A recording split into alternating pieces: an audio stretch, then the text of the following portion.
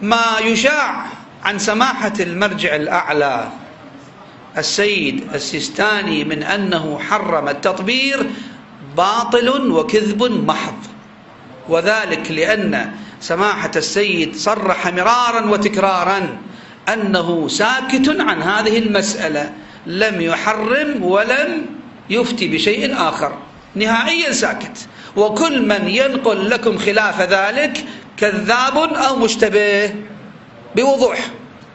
نعم، بقية المراجع يصرحون بالموقف، مراجعنا في النجف عندهم تصريح بالموقف.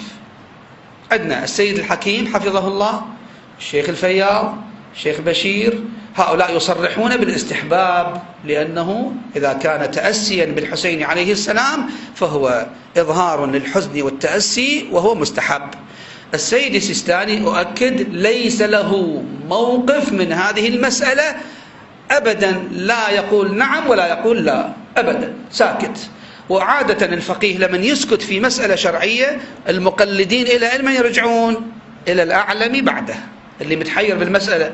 إذا متحير يعني يقول ما أدري أنا هسه أطبر ما أطبر، حلال حرام، يقول له إذا تقلد السيد السيستاني السيد حفظه الله ساكت عن الموضوع.